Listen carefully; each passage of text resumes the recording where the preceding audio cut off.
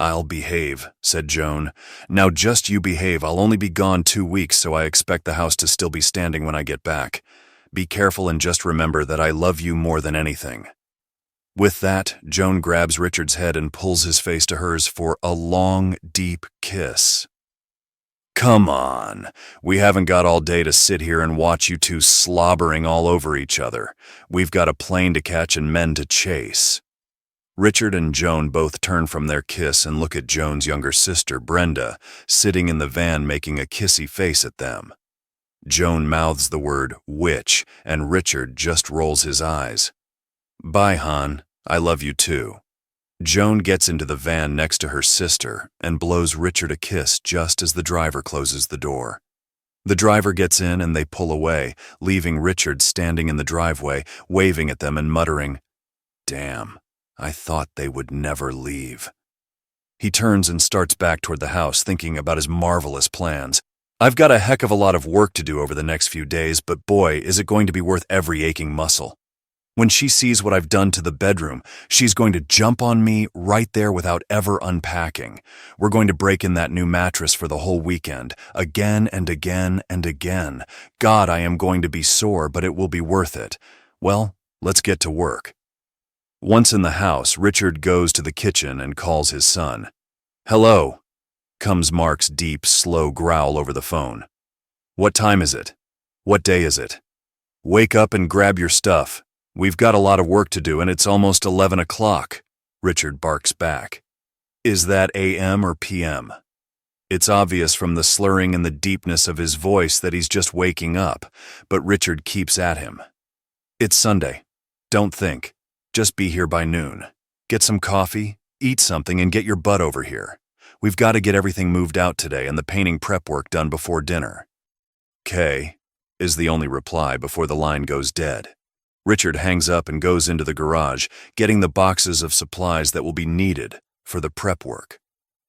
With everything in hand, he starts upstairs. Richard has had this planned for months. While Joan is out sunning herself on a cruise ship in the Caribbean with her sister and 2 friends from work, Richard and Mark are going to completely strip the master bedroom down to the bare walls and refurnish the entire room. This includes new paint, new carpet, and all new furniture. Joan has had her heart set on a bedroom she found in a magazine called Colonial Homes that she saw one day at the dentist's office. She borrowed the magazine, cut out the pictures, and pinned them to the bulletin board in the kitchen. This has been her dream. It has also been a constant reminder to Richard to get on the stick so when she gets back, her dream will have come true. Last month, the furniture and carpet were ordered. 2 weeks ago, the paint was purchased. Last week, Mark finally agreed to help out. Everything is scheduled to arrive and be set up over the next few days. By Wednesday, everything should be done, and Joan knows nothing about it. It will be Richard's 30th anniversary present to her. He makes one more trip to the garage to get the pile of boxes that all of the drawers and closets' contents will go into temporarily. He starts unloading the dresser contents into the boxes. Next, he unloads the armoire, then the nightstands. He takes the pictures off the walls, the shoes off the floor, stuffs them into boxes, and takes everything into the spare bedroom. "Well, that's the easy part," he says to nobody in particular. Obviously, because there is nobody in particular there to hear him. Then he turns his attention to the closets. One of the major selling features of this house when they looked at it way back when they were first married was the 2 huge walk-in closets that sat on either side of the hall that led from the bedroom to the master bath. Each was about 20 feet deep by 8 feet across. They're huge. They're small rooms without windows. After 30 years, they are pretty full of stuff. The reason they are so full is because Richard is a pack rat. And after they were married, Joan picked up the habit and also became a pack rat.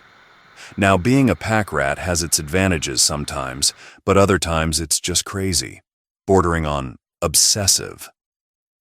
They keep just about everything. Richard keeps odd things like screws, old tools, books, car parts, and just about everything that someday we might need. Joan has also learned that behavior, and has kept every school paper and grade report that Mark ever had, brochures from places they visited over the years, and more craft magazines, sewing supplies, and kitchen gadgets that would fill 5-yard sales. Every usable space is just filled with useful stuff, and the 2 closets in the bedroom are no exception. With a sigh, he heads into his own closet. Almost an hour later, he has everything boxed up and moved into the spare bedroom. Then he turns his attention to Joan's closet. He just stands at the entrance and feels completely overwhelmed. "Hey, I brought you lunch," Mark says as he enters the room and promptly trips over the pile of unfilled boxes. "Shoot." Richard jumps. "Knock, or something to let me know you're there. All we need is for you to give me a darn heart attack. Then you'll have to call your mother and tell her you killed me." "Sorry. Here's your sandwich and soda." For the next 15 minutes, they both sit on the bed and eat. "Here's what I want you to do," Dad says while stuffing his face. "I'll box up the small stuff, and you can take the larger stuff from Mom's closet over to the spare bedroom. Afterward, we've got to get all this furniture down to the garage and into the truck. It's going to Goodwill later." "K," is all Mark says. Short answers are Mark's main method of communication. With lunch finished, they get up and start in on Joan's closet.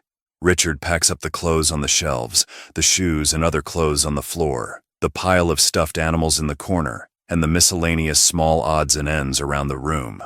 Mark starts taking the pile of shoeboxes, boxes of books, and luggage to the spare room.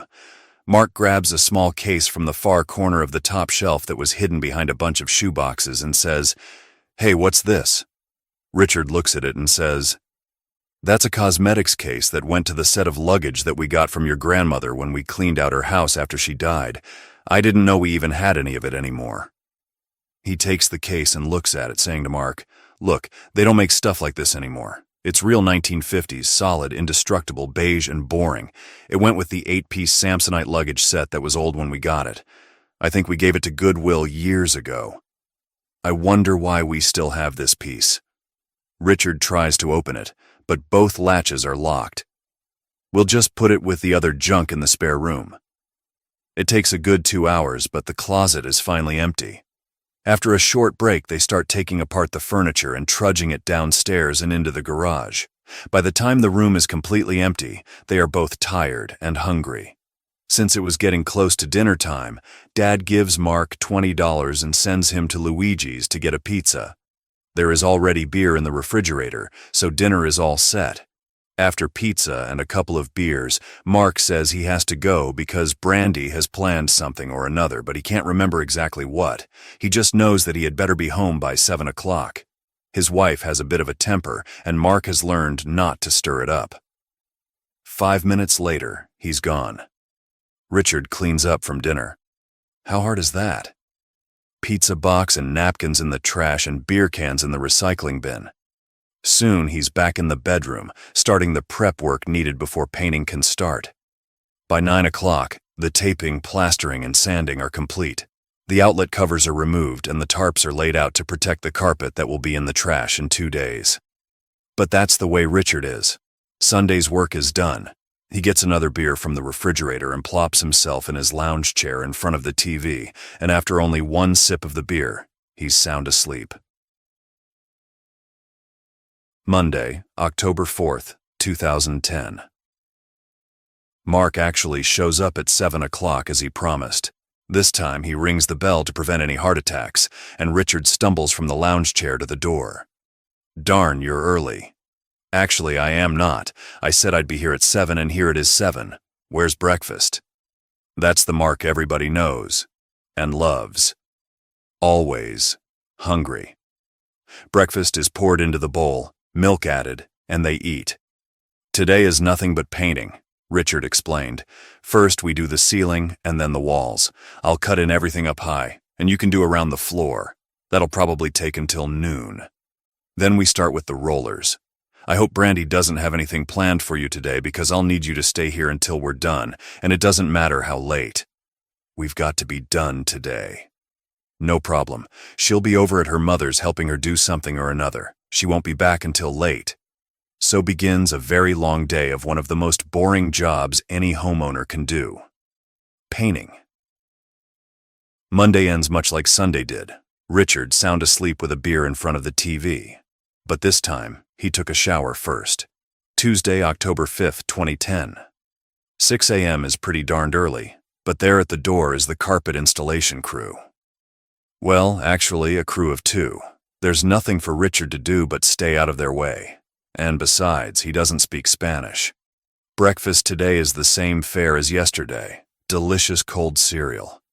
It's incredible how fast a job can get done when someone knows what they're doing. The 2 guys are finished and gone by 10 a.m. Since the furniture won't be delivered until noon, Richard goes about sorting through the stuff in the spare bedroom, looking for anything obvious that can be thrown out. Once again, he picks up the little beige cosmetics case and looks at it. It seems heavier than it should be, so he shakes it. There's something inside, and like he always does, he gets a bit curious and starts fiddling with the latches. He goes to the bathroom, sits on the toilet, and works the locks with a paper clip. After just a couple of minutes of making no headway opening the case, the doorbell rings, so he sets the case down next to the sink and goes to answer the door. It's the furniture delivery people. "Come on in and I'll show you where everything goes." Again, Richard knows to get out of their way and just let them do their jobs. When all of the furniture is in and the people are gone, Richard starts the arduous task of moving everything back from the spare bedroom. He gives up around midnight and heads off to the lounge chair, the TV, and a beer. Wednesday, October 6, 2010. Richard sleeps in today.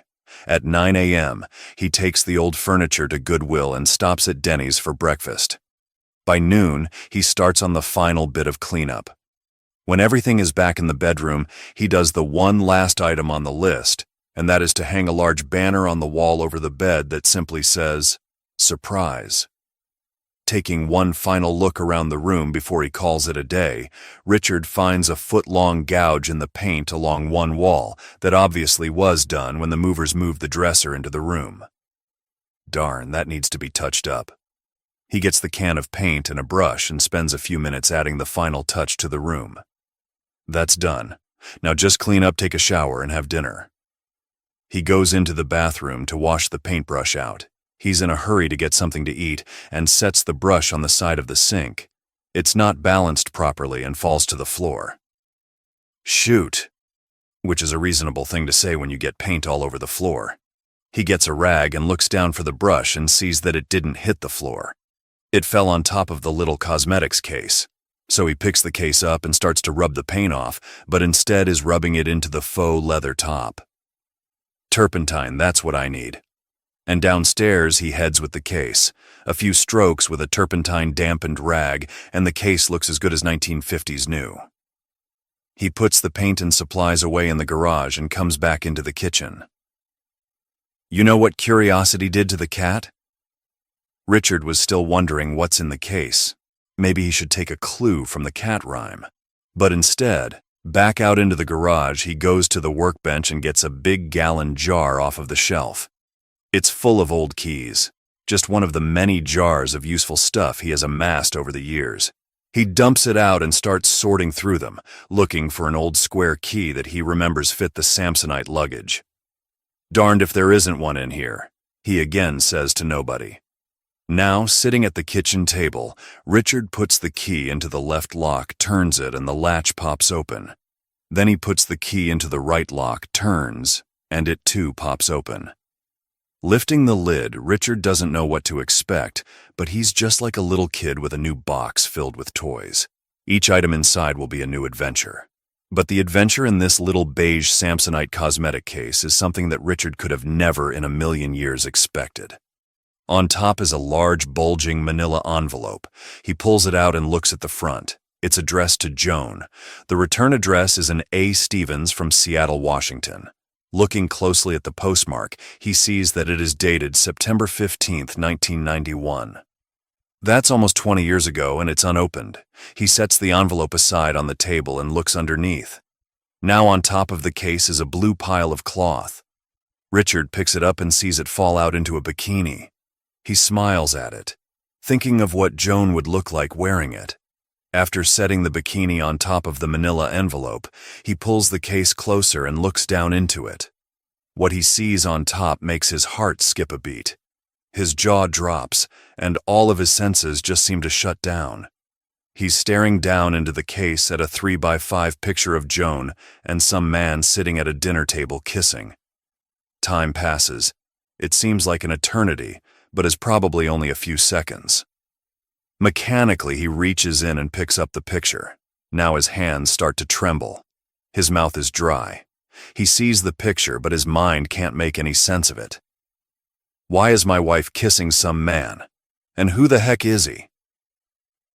Before he knows it, his Denny's $6.95 breakfast is rapidly coming back up. After just making it to the bathroom, he sits on the floor in front of the toilet, wondering what in the heck is going on. Somehow, he's on his feet and splashing cold water on his face and neck. He walks back into the kitchen and stands for the longest time, staring at the tableau in front of him. Kitchen table with beige cosmetics case on it and a manila envelope beside it with a blue bikini on top. On the floor is his crushed heart. Richard sits back down and takes the pile of photos out of the case and places them on the table. Yes, that's Joan.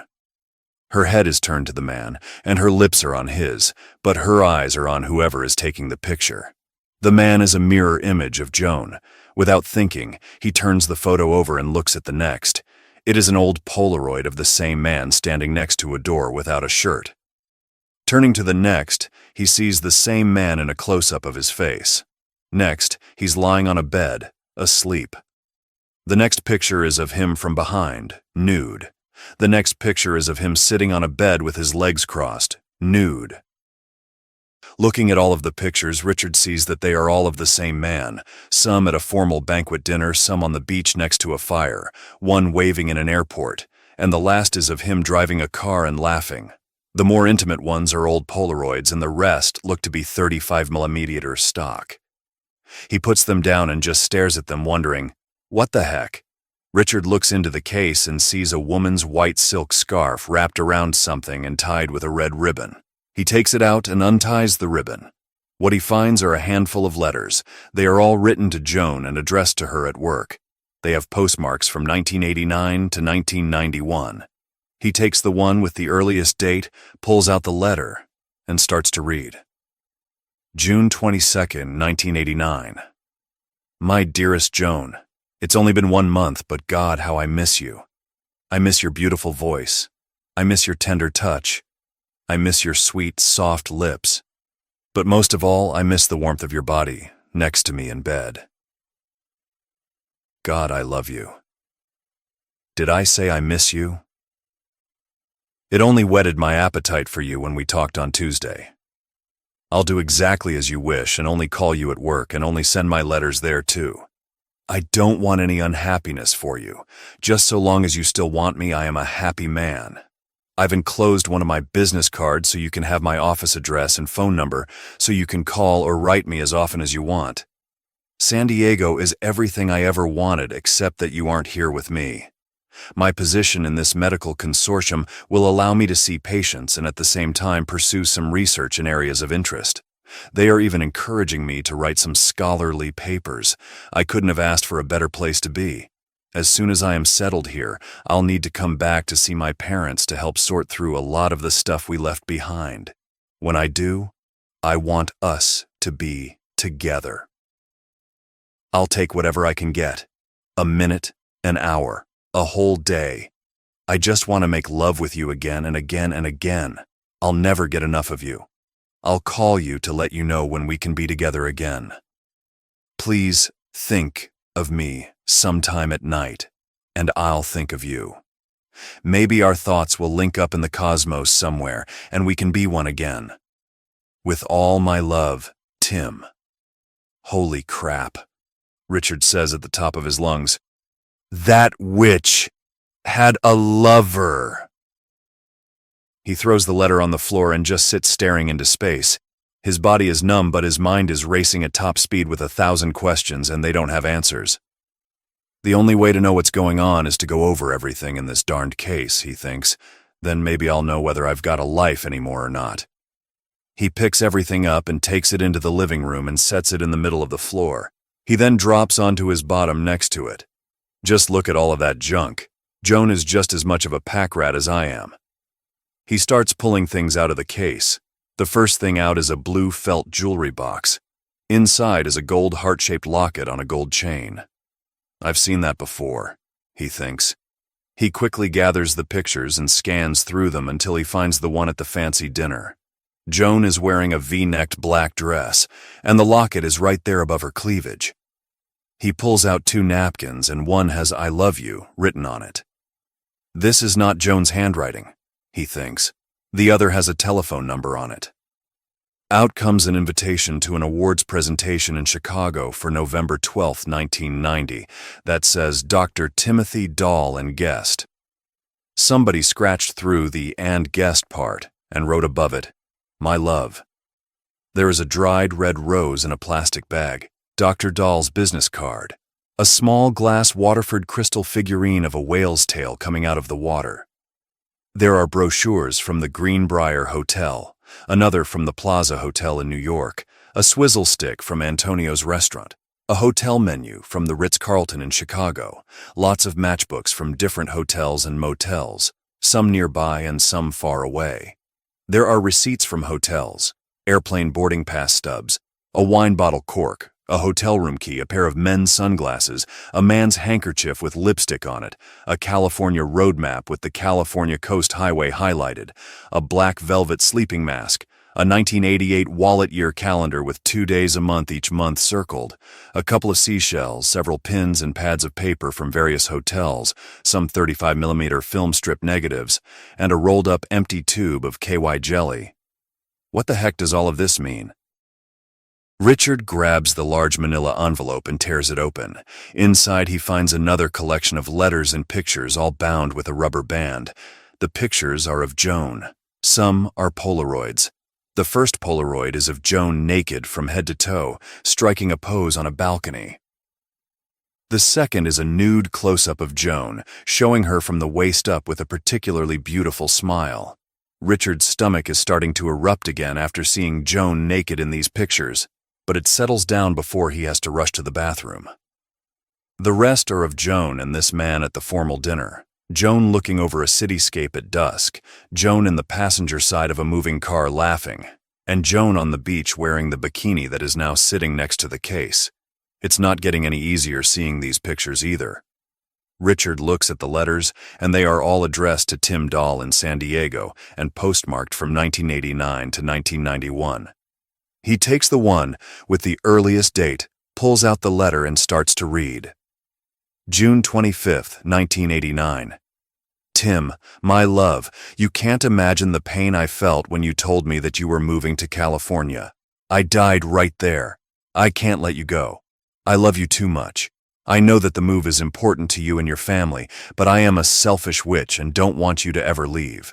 I know you said that we would still be able to be together from time to time, but I want you always and forever, not from time to time. I can't let you go. Please hurry up and come back east, and I'll drop everything to be with you. I am yours to do with what you want. Just let me feel your body next to mine. Please, hurry back. I'm counting the days until we're together again. I love you now and forever. Joan. This is too much. I can't think straight. I've got to get some air. No, I've got to get something to drink. Shoot. I don't know what to do. I can't lose Joan. I love her. I've always loved her. But she loves someone else. Maybe I've already lost her. Oh no. Please, God, help me. I want to just lie down and die. Oh, shoot, shoot, shoot. Richard begins crying. He's sobbing deep in his chest and soon curls up in a ball on the floor and rocks himself to sleep. Thursday, October 7th, 2010. Why can't I get a cell phone connection? Well, duh. We're on a ship at sea, dummy. Brenda's being her usual witchy self with her sister this morning. Why do you want to call home anyway? Rich will just say he's doing something boring like going to yard sales or cleaning the gutters. You're here to have fun and enjoy yourself and not think about home. Now go over to that cute young man at the bar and get me another screwdriver and forget about home. You know you can be a major pain in the butt sometimes. I'm going to go up to the communications office and see if I can get a message to Rich. And off she stomps, all the while mumbling "witch" under her breath. The communications office has a series of computers that the passengers can use to access the internet and their email, among other things. There is also a phone for guest use. Joan picks up the phone and punches in her home phone number. Good, it's ringing. But there's no answer, and when the message machine picks up, she decides she has too much to say to leave a message. So she tries Rich's cell phone. It's not turned on. So Joan logs on to one of the computers and sends Rich an email telling him about all of the fun and excitement of the last few days. She even tells about Brenda hooking up with some other passenger and being AWOL overnight, just like her. Sadly, without talking to Rich, she just wanders back to the pool. Darkness can be a frightening thing. The darkness of sleep gives way to the light of day. There is happiness in the light. Usually that is, except right now in Richard's heart. It's as dark as the sleep he just awoke from. The pain from yesterday's tour through Joan's past with her lover was excruciating, and the pain is starting to rear its ugly head again. But Richard has to get up to face whatever this day has to offer. It'll probably be bad, but it still has to be faced.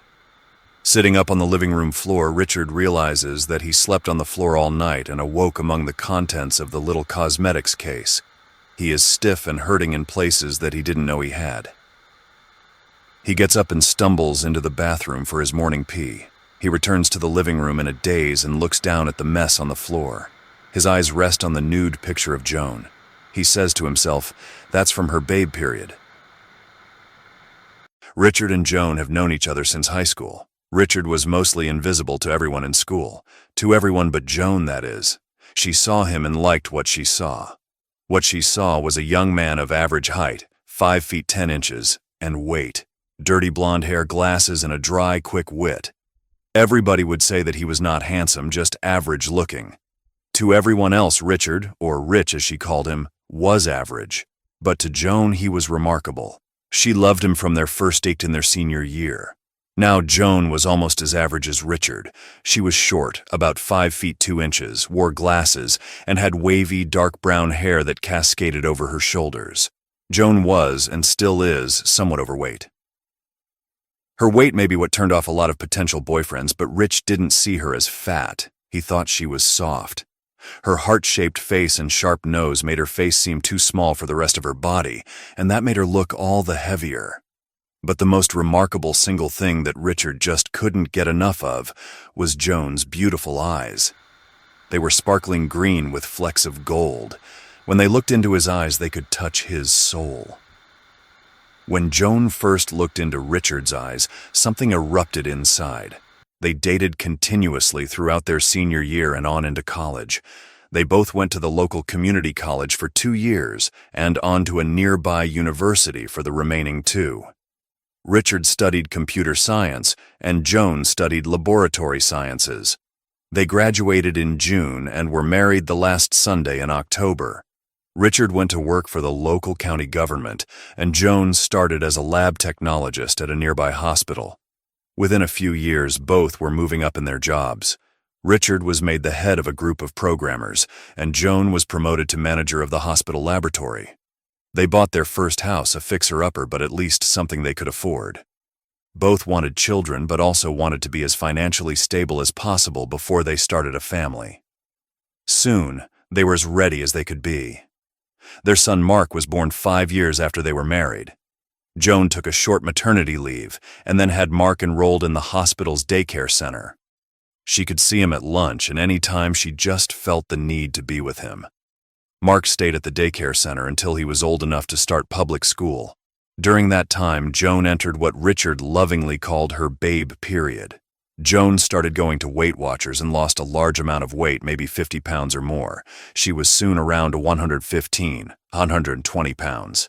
She also started going to a tanning salon and looked like she just stepped from the beach. A new wardrobe followed, and soon Joan looked like a real babe. The weight loss did another amazing thing. It made her body fit. Whenever Richard and Joan went shopping at the mall, heads would turn to look at her. All male. At her sister's wedding, several of the somewhat inebriated groomsmen were crawling all over themselves to dance with her and bring her drinks. She loved the attention, but never did anything to give Richard any heartburn. At that time, Richard would muse to himself, "What did I do to deserve such a beautiful lady? Just shut up and enjoy, you fool." Joan started the end of her babe period when she got sick one August. Not physically sick, but emotionally sick. She said that work was overly demanding and depressing and she was physically drained. She missed a lot of days from work and stayed in bed a lot when she was home. Richard took Mark to daycare before going to his own work and took care of the house and Mark in the evening. Joan was out of it for a few weeks and then slowly started to become her old self again. One day after work, she came rushing into the house with big wide eyes and tears streaming down her face. Richard was setting the table for dinner when she grabbed him around the neck and sobbed into his ear. "I am so sorry. I missed your birthday. I was so selfish with my own problems that I completely forgot about you. Please forgive me." Richard smiled at her and said simply, "You can make it up to me this weekend if you get my drift." Soon after, Joan started gaining weight again. Within a few months, she was back at her pre-babe period weight. Nobody turned their head to look at her anymore, and she didn't get the extra attention from the male population. But Joan and Richard were happy, and besides, Richard didn't really care about the weight. He loved her. Besides, he thought being voluptuous was sexy. But now, Richard is standing over the cosmetics case contents on the living room floor, staring down at Joan's naked body in the picture. "No matter how much this hurts, I've got to find out what this is all about, and to find out if we have a future together anymore," he says out loud in the empty room. He sits down and picks up the next letter in sequence addressed to Joan. August 19th, 1989. Darling Joan, our time this past week was wondrous. I can still smell your perfume and hear your moans. All of my senses were on overdrive on the plane ride back home. I'm surprised that the woman sitting next to me didn't pick up on how worked up I was. The trip was agonizing because I was getting further and further from you. I don't care what you say. Just because I'm in California and you're in Virginia, our love will not lessen one bit. We will be together physically as often as I can arrange it, but we will always be together spiritually. Nothing can keep our love apart. And speaking of love, just thinking about last Thursday at the Marriott will keep pushing me for the rest of my life. The third time we made love was the most tender and sensual experience of my life. I thought I was too exhausted to continue. But when you looked into my soul and said those three magic words, "I love you," I knew I could do anything. It was slow and tender. I prayed to God to never let this feeling stop. I was sore, I was sweaty, and I was exhausted, but I was with you, and that's all that mattered. I love you so much. The first time that day was a heck of a surprise. I have always fantasized about a woman ravishing me, but you made my fantasy come true in a big way. By the way, I had to throw out that new dress shirt because it was just torn to shreds. You can do that any time you want. God, what an experience. When I finally recovered my senses, God, what a day. I never knew that love could be like this. With all my heart, Tim. He's describing my Joan. This is exactly the way we spent some weekends when we were first married. She could be dynamite in bed, aggressive one minute and tender the next. She's always been every man's dream, but she's doing this with somebody else. It's not me, it's some other man. Her darned lover, a lover I never knew she had. How could she do this to me? Shoot. I could just kill both of them. Easy there. You don't want to kill her. God, I am starting to talk to myself. I am pathetic. Grabbing the next letter addressed to Joan's lover, Richard starts to read. August 21st, 1989. My love, it took me 3 days to recover from your visit, but I'd do everything all over again and more. I'd do it 1,000,000 times as long as it's with you. I am so sorry that we could only have the one day together. That's why I tried to make it as memorable as possible. Was it for you? It sure was for me. The next time we're together, we need to pace ourselves. I can't wait.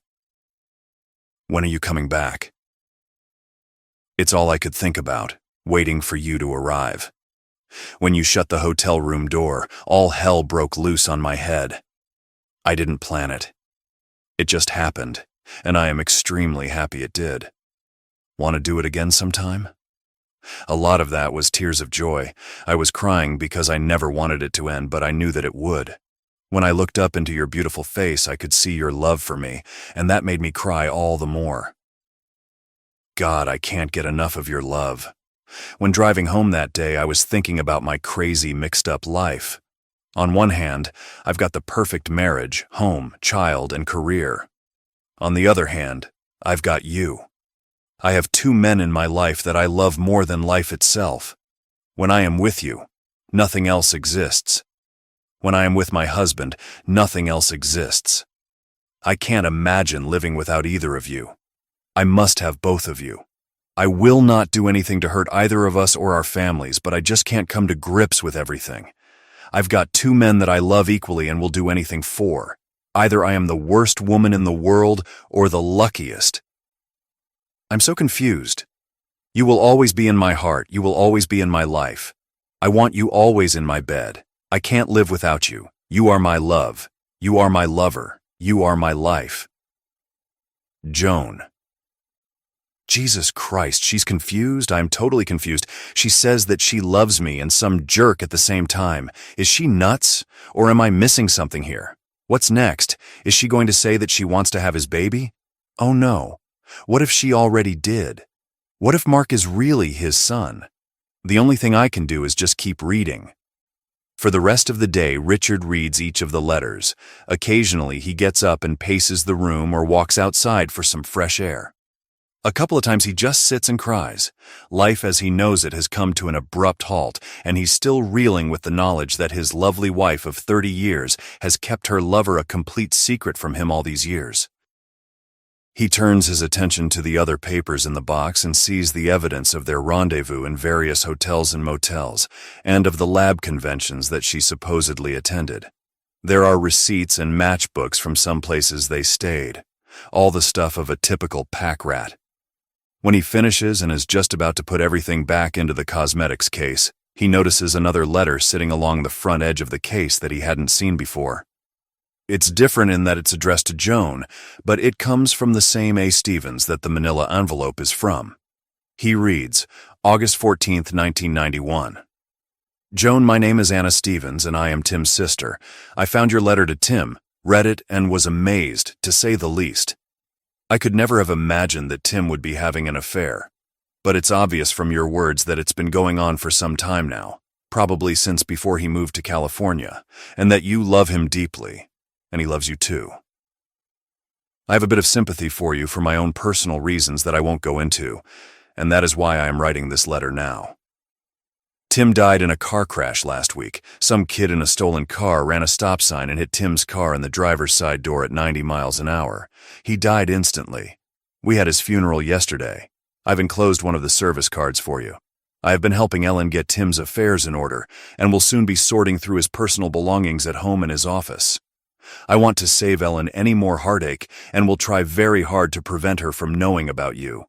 If I find any more letters or any other personal mementos of yours, I will gather them up and send them back to you.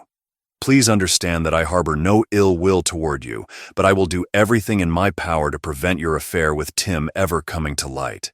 Please don't try to communicate with me or any of Tim's family. I am truly sorry for your loss. Please pray for Tim and his family. Anna Stevens. Some of the handwritten words of the letter are smeared. It looks like the letter is tear-stained. It was once crumpled up but smoothed out before being put back into the envelope. The service card is missing. This explains a lot, Richard thinks. This explains why Joan was so depressed that month. Her lover just died. That must have been devastating for her. Obviously, it was because she spent almost 3 weeks in bed. She missed her husband's birthday, too. How could someone say that they love two people at the same time? I just can't imagine it. How can you give 100% of yourself to two people at the same time? Don't you end up giving 50% of yourself to each? And what about the lies she told? To keep her lover's existence from me, she had to lie to me and lie a lot. She had to lie about where she was going on the days she met him. She lied to me when she said she was going on her lab convention trips. She lied to me when she said that she loved me and only me. She obviously didn't lie to her lover about me. He wrote that he didn't want to upset our family. She just lied to me. What else did she lie about? When we made love, did she think of him? That's the same as lying. Did she lie to me about Mark? Is he my son? It's all nonsense. The lies and the deceit that I now know about make me question everything she ever said. What was lies and what wasn't? I can't tell. How will I ever know for sure? It's all nonsense. Richard now knows as much as can be learned from the contents of the little cosmetics case. Joan had an affair with a married doctor from the hospital for more than 3 years. He can't tell exactly when it started, but it appears to have started about the time he came to work at the hospital. It may be before Mark was born, or it may have been shortly afterward. It ended abruptly with his death in August of 1991. They met at hotels around the area and sometimes in Joan's office at work.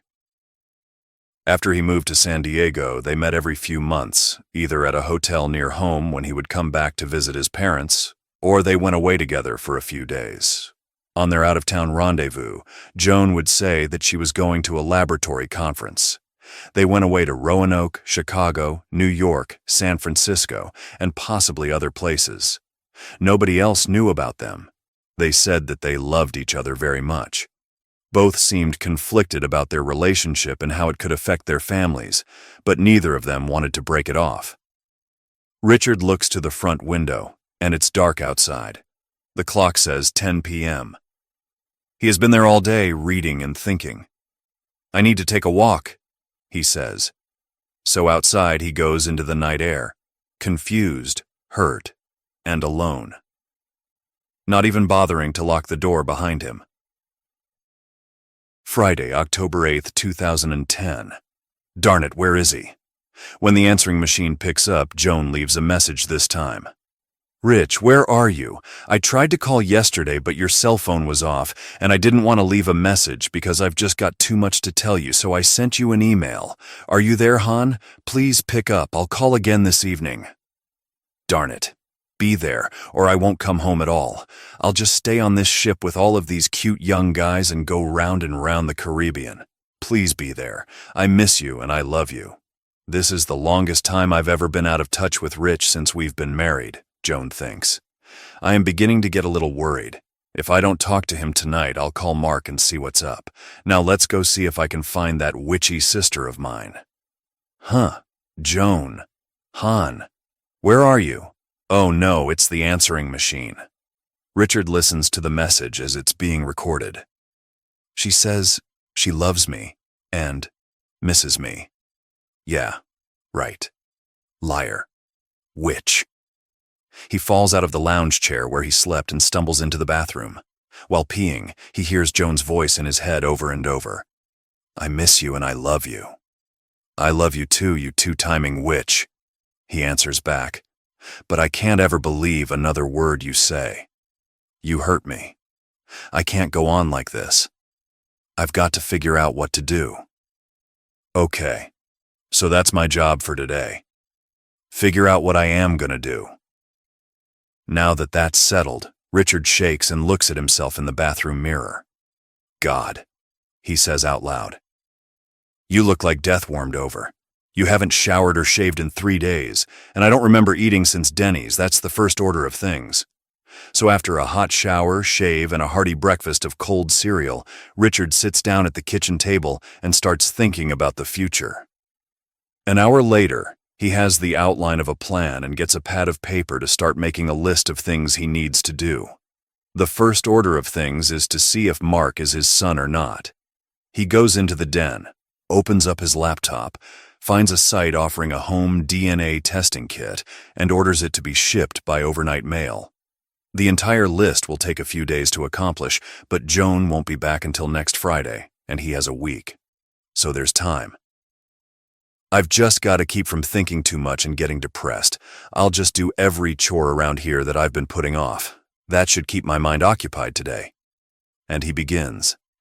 Now, this is getting to be a bit worrisome. I can't get hold of Rich, and he isn't returning my calls. I tried 2 times today. I even left a message for Mark to check on his father and call me back. I hope something hasn't happened. Joan, stop worrying. He's just probably gone fishing or out drinking with his friends at work or shacked up with that brunette down the street. Brenda has always had a way of comforting her sister. You aren't making me feel better, you know, so just shut up, or I'll come over there and shove that pina colada umbrella up your rectum. When it comes to Richard, don't mess with Joan. Saturday, October 9th, 2010. I've got to spend a perfectly good Saturday morning babysitting my old man. If Mom hadn't left me a message last night, I'd be in bed now, all warm and cozy next to Brandy. Mark can be cranky at times. Knock, knock. Okay, old man. Open up. I know you're in there. Now, where in the heck is he? If he isn't in the backyard, I am going home and back to bed. Why don't you answer the door? Mark said to his father. Because I am in the backyard trimming a darn tree. Are you blind as well as stupid? Why don't you just shut up and get me a bottle of water? And pretty darned angry too, I might add. Give me a break, will you? Mark goes inside and gets his dad a bottle of water. Richard takes a break and downs half of the bottle. Hey, go out and see if we have any mail. Okay, anything to get away from you. Mark brings the mail around back, and in the pile is an overnight mail envelope for Richard. Richard goes into the house, opens the envelope in the kit, and quickly reads the instructions. Hey Mark, come here, he yells. What now? Comes Mark's not-so-pleasant reply. I just got this testing kit for the new strain of the swine flu virus and want to test you. You gave it to me last year, and no way in heck am I going to go through that again. That was a miserable few days, so open up and let me swab the inside of your mouth, and I'll send it off to be tested. If it comes back positive, then you and I should get the new flu shot. Of course, Richard was dishing out a load of nonsense. This was really the DNA test that would prove if Mark was his son or not, and if not, well, he hasn't quite thought that far yet. Would you please call Mom back and let her know that you aren't dead? She called me last night and asked me to check on you to make sure you weren't lying in a gutter somewhere. Just call her and get me off the hook, okay? With another pleasant visit over with, Mark heads out the door. Richard finishes up with the testing kit, swabbing the inside of his mouth and sealing everything in the return kit. Since it's Saturday and there's no mail the rest of the weekend, it can wait until Monday to be mailed back. Well, back to work. He spends the rest of the day and most of the night working around the house, anything to keep his mind off his troubles and Joan. Before going to bed, Richard has the first substantial meal since he found out about his cheating wife. The pizza delivery boy drops off a large deluxe pizza. That and a 6-pack of beer are the first decent food he's had in a week that didn't come back up. Sunday, October 10th, 2010. Early in the morning, Richard calls Joan's cell phone. He leaves a voicemail message. I'm okay. I'll try to call you on Monday from work. Don't worry. I am fine. Have fun with your little boy toys, but don't bring back anything communicable. The rest of the day he spends at the park, watching the ducks and the happy families. Monday, October 11th, 2010. Richard is up and out for work at the usual time, but today work will not be the usual fare. On his way to work, he stops by the post office and drops off the overnight mail envelope with the DNA test samples. At work, he goes directly to the Human Resources office and applies for retirement. He's been eligible for a couple of years now, but never planned to retire until Joan could retire along with him. Those plans are down the drain now. Afterward, he stops and sees his boss, a bean counter, and tells him that he's retiring effective immediately, taking the next 2 weeks from his annual leave. Before he leaves for the last time, he places a phone call to one of his oldest and most trusted friends, also his attorney, Luke Pauley. Hey guy, long time no see. What's been happening in the Alexander household? Look, can I come over to see you today? It's kinda important, and I need some of your time and a lot of your advice. Sure, anything for my godson's cranky old man. How about 1 o'clock? Good. See you then. An hour later, and after a couple of handshake goodbyes at the office, Richard's 30 years with the county government are history. Sadly, everything that he's accumulated over those years fits into just 2 boxes. Richard stops at the bank and takes care of his checking and savings accounts, dividing the money into a new checking account in just his name. He also takes his passport and a few important papers out of their safety deposit box. The bank is also able to help him with his credit cards. He sets up one for himself and takes his name off of the one that Joan uses. Then he writes a check to pay off the balance. Richard then stops at the insurance agency to change the beneficiary on his life insurance from Joan and Mark to just Mark. He changes the insurance for Joan's car to her name only and his truck to his name only. Once the finances are in order, he shows up at Luke Pauly's office. "Rich, we've got to get together more often. Dinner and some beers or something with you and Joni. I can't have you making an appointment to just come shoot the breeze. It makes me look bad." "Hey, what's up? You look like you've got a problem. What can I do to help?" "Luke, I need your advice. Tell me about the statute of limitations on divorces." "What are you talking about?" "The statute of limitations applies to crimes and the time that can elapse before they can't be prosecuted anymore, but that just doesn't really apply in a divorce case. Every state is different in the way that they handle divorce laws. Some states consider a marriage to be a contract that can be entered and dissolved at will.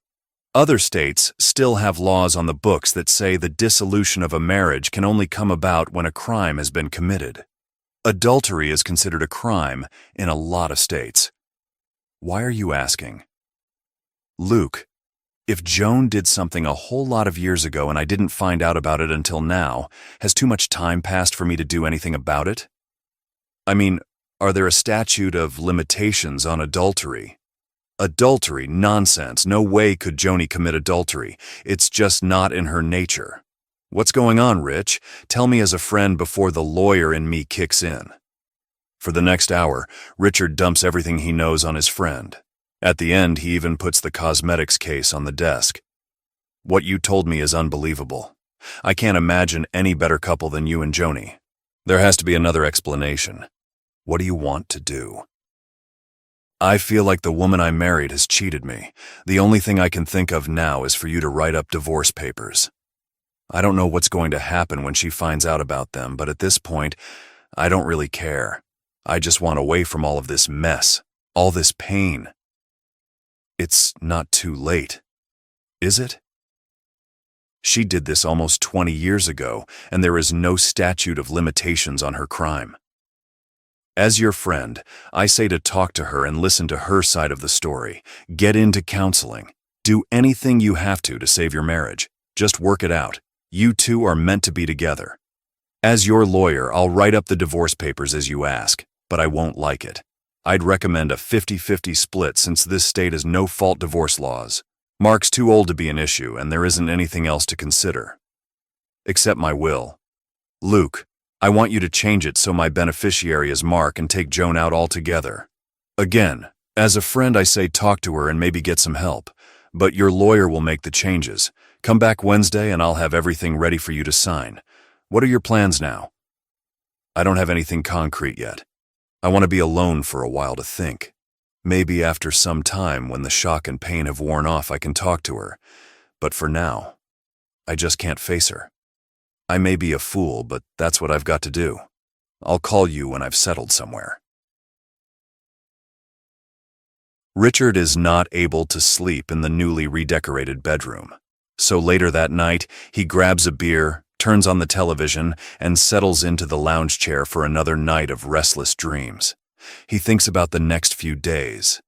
Sleep doesn't come easy. Tuesday, October 12th, 2010. Today is another day, and there is another message from Joan on the answering machine. "I need time to get everything set up properly. If everything is done today, then it's over. I just can't be here when she comes home, today or tomorrow at the latest, and it's done." He doesn't bother to call her back. There just isn't anything more to say. Wednesday, October 13th, 2010. Richard has his new credit card and everything is set up at the bank. The only thing left to do is sign the paperwork with Luke. Hello, Luke. This is Richard. How's everything coming with the paperwork? Rich, I've had a little administrative help problem here, and getting the final paperwork ready for your signature will take another day or two. What Luke didn't say is that he is deliberately delaying the paperwork until Richard has had time to talk with Joan. It will all go away when they do, he's sure. Can you give me a number where I can reach you and I'll call when it's ready? I am going to leave my cell phone at home. I'll have a landline that you can call, but only in case of emergencies, and under no circumstances are you to give that number to Joan. Call me and I'll come back and sign everything. Listen, Rich, when Joni gets back, I'll talk with her and see what I can do. I won't give her your number, but I will hear her side of things. If you two want, I'll act as a go-between. God, I'll help in any way I can. You guys are family. I appreciate it, Luke, I really do. I'll call. The rest of the day, Richard spent preparing. He picks up the mail in the afternoon and is disappointed that the DNA test results were not there. He needed to know if he had a son or not. At 9 o'clock that evening, Richard quietly disappears. Thursday, October 14th, 2010. Mark, get your butt over there and see what's going on with your father. I haven't been able to talk to him since we left. You call me right back when you get there and let me know what's going on. I need to talk with him before I get home Friday. Somebody's got to pick us up at the airport. Listen, Brenda had this little excursion to see Aunt Dee and Uncle Ted planned from the beginning. If I didn't go, she would have had a major fit. We're in Naples, Florida, at your great-aunt and uncle's place, and we'll be flying home tomorrow morning. Call me when you know something about your father. Yes, Mom, I've got it. I'll call you as soon as I talk to dear old Dad. Bye. He drops the phone on the floor, turns over, puts his hand around Brandy, and drifts back to sleep. Friday, October 15th, 2010. Okay, sleepyhead. Wake up and get a move on. We're here. Joan nudges her sister in the airport shuttle van awake. Already? Oh, it's just your house. Let me sleep until they get to my house. With that, Brenda turns away from the door and goes back to sleep. Thank you, ma'am. Your luggage is by the front door. Please call us on your next trip. The shuttle people are always nice. Joan unlocks the door and hauls the 2 large suitcases and 2 smaller bags into the foyer and sets them at the bottom of the steps. Hello, Rich, honey. I am home. Where are you? No reply. Nothing. She walks into the kitchen and looks for a note. Nothing. She opens up the back door and calls for Rich again. Again, nothing. It's too quiet. I'll bet he's at the airport waiting for us right now. She calls his cell phone and hears it ringing on the counter. Just like him, to forget to take his cell phone with him. I'll get unpacked and start some dinner. By then he should be back. She manhandles one of the larger suitcases up the stairs and opens the bedroom door. The first thing she sees is the large banner on the wall saying, "Surprise." When she looks around the room, her heart skips a beat. Everything is totally different. This is it, she thinks. This is my dream bedroom. It's amazing. It's just what I wanted. Oh, Rich, you little schemer. You had this planned all the time. You just wait until tonight. I'll thank you so hard that you'll be sore for a week. She goes over and rubs the new oak dresser. She sits down in the rocking chair. She kneels down and rubs her hands over the new carpet. She touches everything. She's so happy that tears start to form. Joan goes into the hall, gets the suitcase, and lifts it up onto the bed. She sits down beside it, opens it, and starts to unpack. After a minute or two, her attention turns back to the beautiful room. Even the colors are perfect, she says out loud. Where is that man? I want him to see this smile before it wears off. I want to try out this new bed. She scans around the room, and her attention turns to the surprise banner. Attached to the bottom of the banner is a small photograph. When she scoots closer to get a good look at it, what she sees causes her heart to sink and her smile to disappear. She sees a photo of her and Tim at the Chicago Awards banquet. It's stapled to the banner. Over her face is the written word 304. Oh my God, no, please God, say it isn't so. No. No. No. She tears off to her closet, throws open the door, and starts to throw everything around, looking for the cosmetics case. It's not there. Tears start to cloud her vision, and she can't see what she's doing anymore.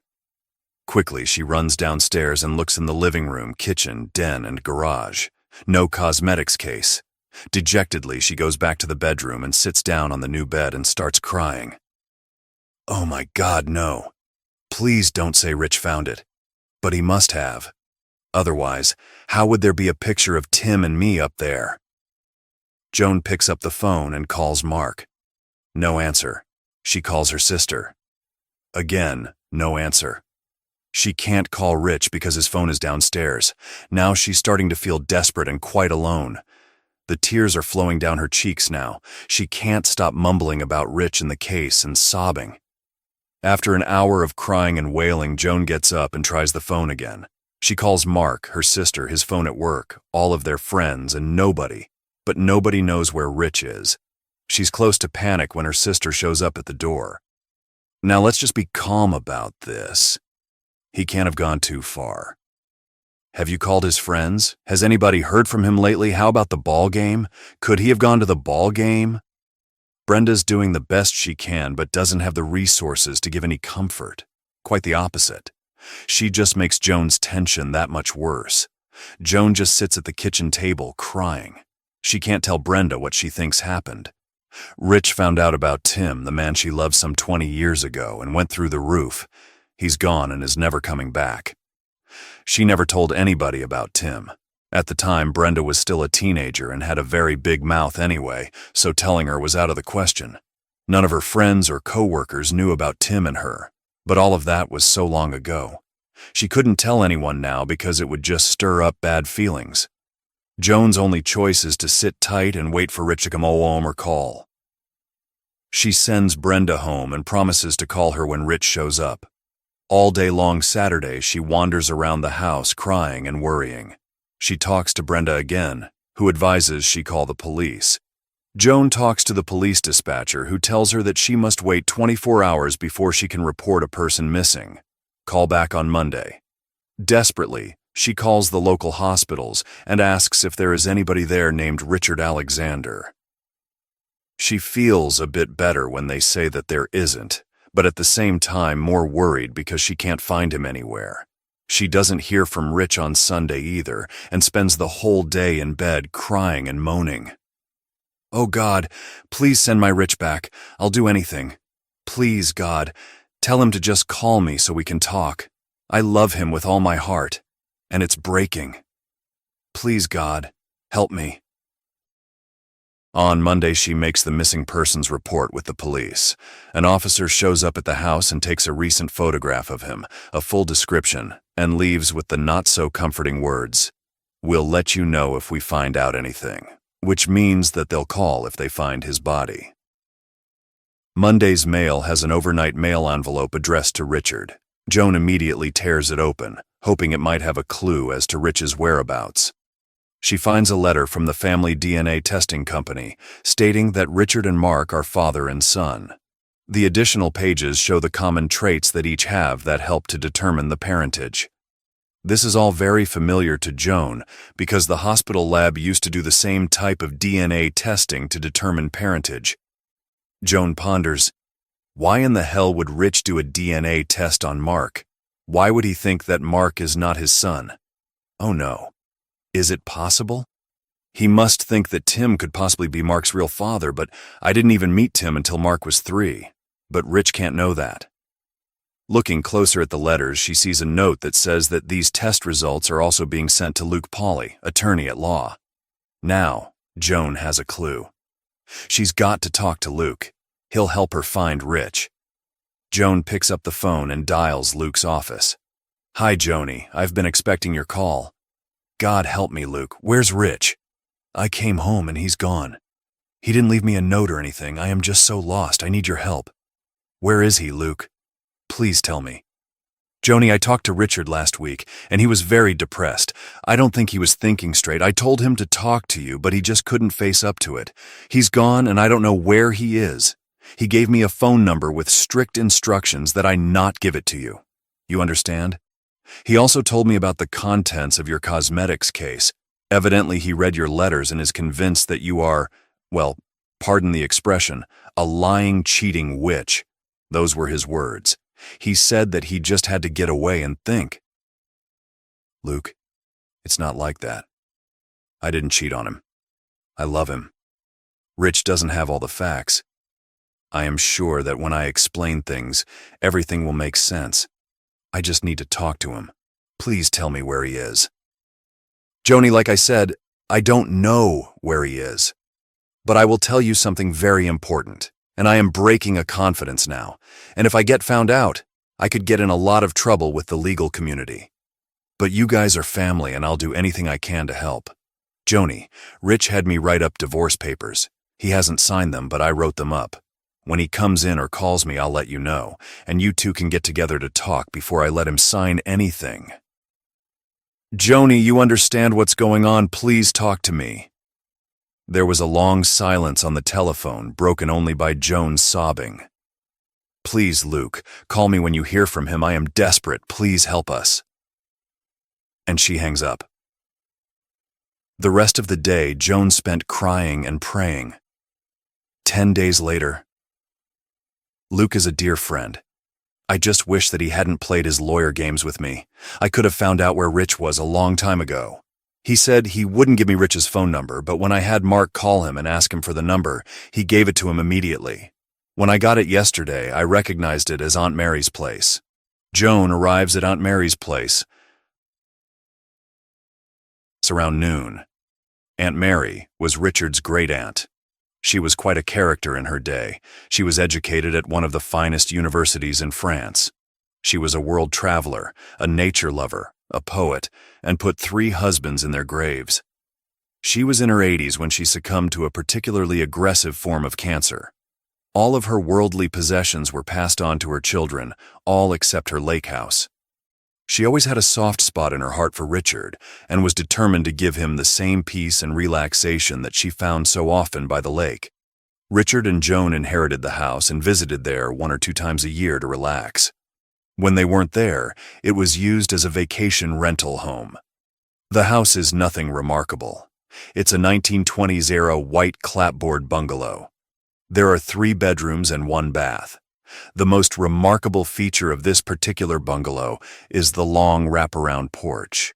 Just outside the back door is the backyard, which goes back until it reaches the lake's edge where there is a boat dock. Joan parks the car at the side of the house and sees Richard sitting in the backyard on the park bench that is just in front of the water. Today it's fairly cold outside, and Richard's lack of a coat makes her worry about his health. From here, she can tell that he looks terrible. He's unshaven and dirty, and the closer she gets to him, the more she can smell the lack of a bath. But a little smell isn't going to deter her from getting him back. She sits on the park bench next to him, but he never looks at her. He just continues to stare off into the distance out at the lake. Joan puts her hand on his. His hand is cold. His eyes are cold. He's breathing, but everything seems to be gone from him. Joan starts talking. Rich, I've got a story to tell you. I hope you can understand what I am saying. I don't totally understand everything, but I am going to be completely honest with you and tell you everything. I won't leave anything out and I won't lie to you. I'll answer any questions that you want to ask completely. Honey, please listen. Richard doesn't move at all. But Joan talks anyway. I met Tim at Mark's 3rd birthday party at the hospital daycare center. I made cupcakes for all the children and took them up there at the end of the day. While everyone was eating, a man came in to pick up his daughter. I'd seen him before around the hospital but never talked to him. He came over and thanked me for being so kind to give this little party for his daughter. He thought the party was for her when it was for Mark. Coincidentally, both his daughter and Mark share the same birthday. She's a year older, but born on the same day. We laughed about his little mistake. We started talking about our children, and after a few minutes, we started talking about ourselves. He was a new doctor at the hospital. It was his first job after medical school. He said he felt a bit overwhelmed with everything. We talked for a while and then went our separate ways. The next day, I was going to lunch when we passed in the hall. He stopped and we talked a bit, and then asked if I would have lunch with him because he said he didn't have any friends at the hospital yet. We went to lunch almost every day after that. We were friendly and talked about just about everything. One day, he told me about some research on diabetes patients and how weight control can have a major impact on the disease. I read over the report he told me about, and it mentioned Weight Watchers as an innovative program that can have a major benefit. That's when I decided to join. After a few weeks, I told him that I was going, and he said that he could tell. He said that I was always pretty, but now someone beautiful was starting to emerge. That's the first time he was personal and complimented my looks. Over the next few months, I continued to lose weight, and we continued to meet for lunch. Our conversation turned to more personal topics like desires, fantasies, and the like. One day he asked me if I would like to meet him after work for dinner. By then, I was starting to have feelings for him. I wanted to be with him. I wanted to talk to him. I found that I wanted to go out to dinner with him. At dinner, he confessed that he was starting to have feelings about me. I told him I was feeling the same thing. He told me about his wife, and I told him about you. I said that I loved you and would never do anything to hurt you. He said the same thing about his wife. By the time dinner was finished, we were holding hands. We didn't do anything more than hold hands. One day in the parking lot at work, he leaned over and kissed me. I felt the same way with his kiss that I've always felt with yours. I kissed him back. We met for dinner a couple more times. One time we had dinner at the Marriott over on Jackson Highway. Neither of us said anything, but after dinner, we got a room and that's the first time we made love. Rich, I've got to tell you that I felt everything for him that I have always felt for you. I loved him. I loved you. I couldn't figure it out. How could I be in love with two men at the same time? I didn't understand it, but I didn't want it to stop. We continued to meet a few times a month. When we made love, it was exactly the same as when you and I made love. Completely, deeply, and without any reservation. Our love grew. Now I knew that I was in love with two men, you and Tim. I couldn't hurt either of you, and I couldn't be apart from either of you. I had a problem that I couldn't solve. Suddenly, without saying a single word, Richard stands up and starts walking toward the house. Joan sits stunned and watches him go into the house. She goes over and tries the door he just entered, but it's locked. She goes around and tries all of the doors, and they are all locked. It's close to dusk and getting colder, so she doesn't have any choice but to get into her car to get warm. She's just going to wait him out and continue talking when he's ready. She'll wait. Joan awakens to the early morning sound of a motorboat starting up. From where she's sitting in the front seat of her car, she can see Richard sitting in a small skiff and slowly puttering out onto the lake. She gets out of her car and slowly walks out to the park bench, all the while watching him in the little boat. She sits down on the bench at the same time the skiff comes to a stop in the middle of the lake and the motor switches off. For a long time, Richard and the boat just sit there and she just watches. After a while, Richard stands up in the little boat and falls into the water. He can't swim. Oh God, no! Help! Oh God, help! Help! Joan screams over and over until the next-door neighbor comes out to find out what all the screaming is about. He can't swim and he fell in. Help him, please! Joan was hysterical at that point and was starting to hyperventilate. The neighbor jumps into his own boat and rushes out to the skiff in the middle of the lake to see if there is anything he can do. Joan can't see what was happening from the shore when the neighbor stops next to the skiff. After a few minutes, the neighbor's boat heads back to shore. When the boat docks, Joan could see Richard lying in the bottom of the boat. He wasn't moving, and she couldn't tell if he was dead or alive. Here, help me get him inside and out of these wet clothes, the neighbor bellows at Joan. Between the two of them, they pulled and tugged at Richard until he was lying on the bed in the bungalow. Joan kisses the neighbor on the cheek and thanks him over and over before he leaves. She spends the better part of the next hour getting Richard cleaned up and into some dry, clean clothes. She even shaves him. Then she just sits beside the bed and watches him sleep. 2 hours later, he gets up and ambles out to the kitchen table and plops onto one of the chairs. He looks up at Joan. This was the first time that he even acknowledged her presence. He just stares at her and starts to cry. After a while, he stops crying and opens his mouth to talk. But the words don't come out. He stops and tries again. It takes 3 tries before the sounds came out. I don't know if you remember me telling you about my girlfriend before I met you, Carolyn. We were going steady for about a year. One day I called her on the phone like I always did, just to talk. She told me that she didn't want to see me anymore. She had a new boyfriend, and she was breaking up with me. I don't remember what we said, but when I hung up, I jumped into my car and drove over to her house as fast as I could. When I got there, Carolyn and her new boyfriend were standing in the front yard, I guess waiting for me.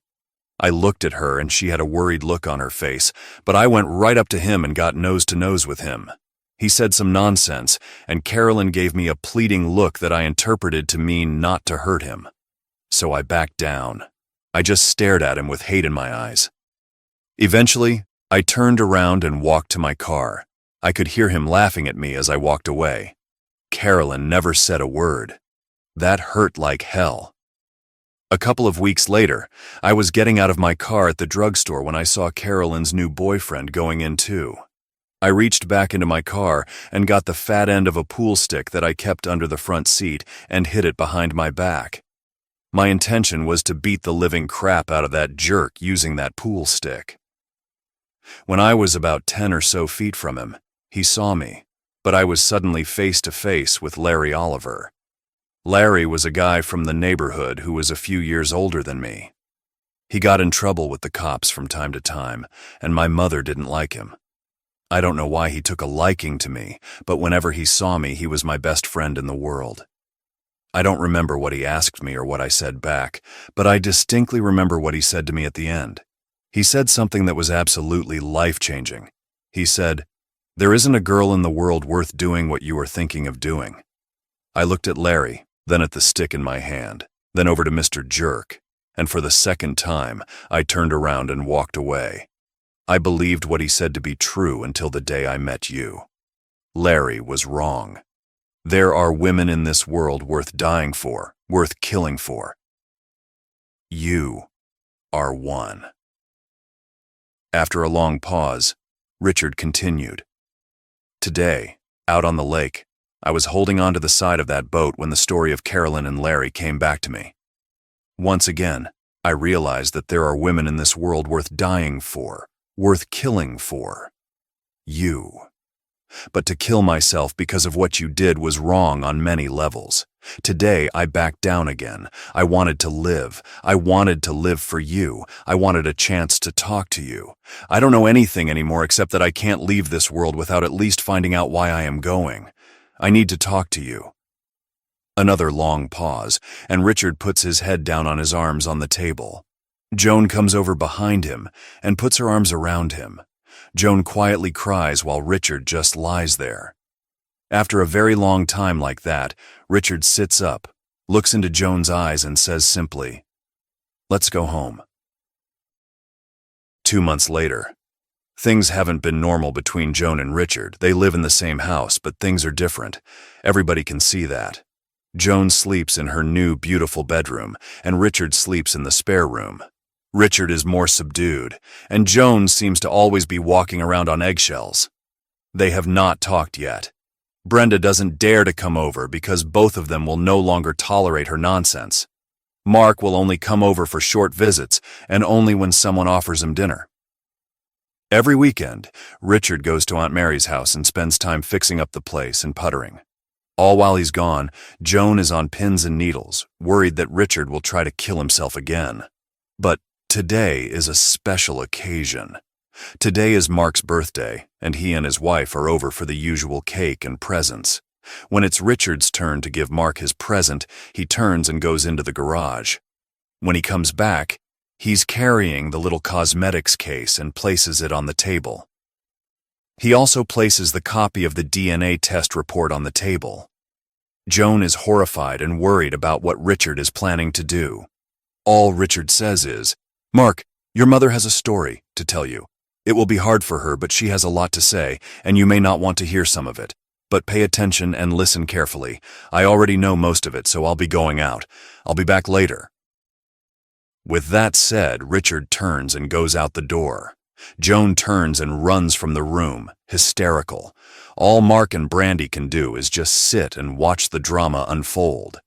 They knock on the bedroom door and plead with her to come back downstairs, but all they hear is crying on the other side of the door. It takes an hour or so, but eventually, Joan comes back down to the kitchen. Joan looks at Mark and starts the story of her and Tim. Around midnight, Richard comes back in the door and tells Mark to go home. "I'll take it from here." When they leave, Richard walks up to Joan and hands her a card. The card says, "Dr. Jean Brooks, marriage counselor. We've got an appointment next Tuesday at 6. Without another word, he turns and goes up to bed. Next Tuesday. Well, the Alexanders are next. This should prove to be a challenging case. On the surface, it looks like the usual case of spousal infidelity, but this one has some major twists. I've never seen one exactly like it. I only hope I can give them what they're looking for. Let's see. In the initial consultation with Mr. Alexander, he told of his wife having an affair over 20 years ago that he just found out about from a hoard of old love letters. It seems that the affair ended tragically with her lover getting killed in an auto accident. She went into a state of depression at the time. When Mr. Alexander found out about the affair 2 months ago, he too became depressed and tried to kill himself. Oh, what a tangled web we weave. Mr. and Mrs. Alexander, please come in and have a seat on the couch. It's good to meet you, Mrs. Alexander. I met your husband in our initial consultation. So, let me tell you a little about myself. I've already told your husband this, but he can just sit quietly while you and I get to know one another. Joan, I am a clinical psychologist that specializes in marital problems. Specifically, I work in the area of marital infidelity problems. When a spouse strays, it usually wreaks havoc on a relationship. My job is to get to the root cause and to find common ground for moving forward as a couple again. Frankly, sometimes the couple decides that they can't work things out, and they go their separate ways. But I am always optimistic at the beginning because I think we will be able to find that common ground and move forward. I don't perform miracles, and I don't expect them from you. But we will find answers and move forward. Our sessions will work like this. On Tuesday evenings, we will meet together and talk. I will set the guidelines for discussion each night, and I can stop the discussion whenever I feel like it or when time runs out. The one rule that must be agreed to by everybody here is honesty. If I get a hint of deception from either of you, I'll be like a tiger and go for your throat unmercifully. I take no prisoners when it comes to our sessions. I am not like a lot of therapists that treat everybody and every issue with kid gloves. I will call a spade, and you will not always be happy with what I say. But we will progress. We will find all of the truth that exists in your marriage. Some of the truths will be enlightening. Some may be extremely painful, but we will bring them to the surface, and we will deal with them. I won't take sides, even though it may look like I do sometimes. Remember this. I am in charge for our hour each week. After our initial session, I will meet with both of you individually for as many sessions as I need to get your entire story and your point of view. I may just sit and listen, or I may ask questions. These sessions will be more flexible, but believe one thing, I will find the truth as each of you sees it. After each joint session, I ask that you both reserve some time together at home, away from all distractions, to sit and talk about the latest session and what we talked about. Don't go into new areas, just talk about that day's topics. From time to time, I'll assign you homework. That will be a good time to do your homework. However, if you can't discuss something, or start to argue or get upset, then just stop, and we'll pick it up the next time. This time is yours to further explore the topic of the day and to absorb whatever you need to. If you have questions that you can't or don't want to answer in your private time, or if you have a question that you haven't thought of before, then write them down and bring them to the next session. Everything is open for discussion here. There are no exceptions. At home, you will want to be a bit more reserved. Do you have any questions at this point? Both heads are shaking no. Okay then, let's get started. The hour goes quickly. Neither Joan nor Richard says a word to one another on the way home. Once home, Joan asks, "So, how do you want to do this?" "I think maybe we could take the hour after we get home to sit and talk. Maybe we could have a little wine and sit in the living room. I'll need a box of tissue close by. How's that sound?" It sounds okay to me. I would ask just a couple of changes. 1, we should have soda or water, but not alcohol. I don't trust what I might say under the influence. 2, turn the telephones off. We don't need any stupid telephone solicitors disturbing us. That's fair. I'll get the phones. Once settled in the living room, there is a long silence before anyone speaks. It's almost as though neither one knows where to start. Finally, Richard asks, "Today, you said that you were happy with me, with us, and have always been. I don't understand how you can say that if the first thing you do after we're married is find another man and crawl into bed with him. How can you be happy with me?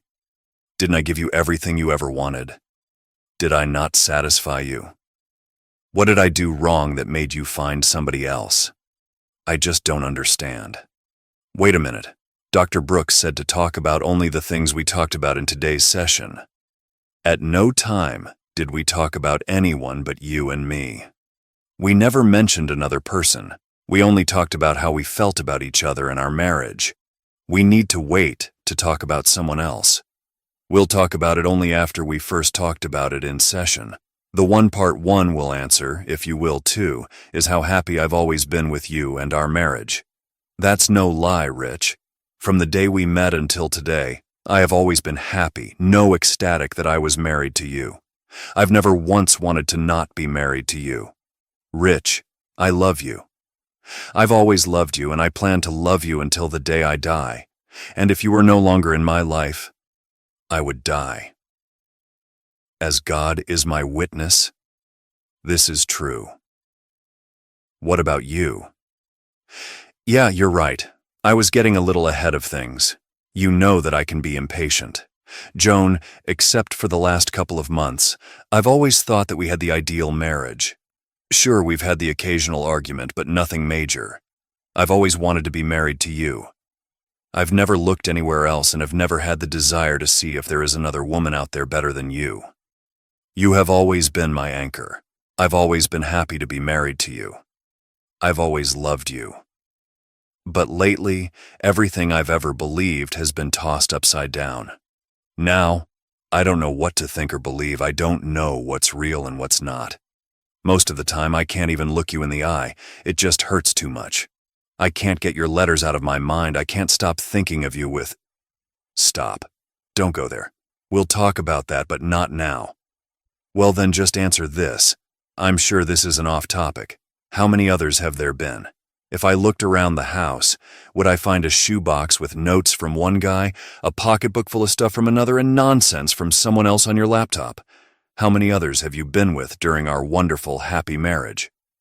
What are you accusing me of? You'd better not be saying what I think you're saying. I am not a 304. I've only been with 2 men in my entire life, you and Tim. Now you're accusing me of sleeping with everybody in town. Well, look at it from my point of view. You lied to me about one guy.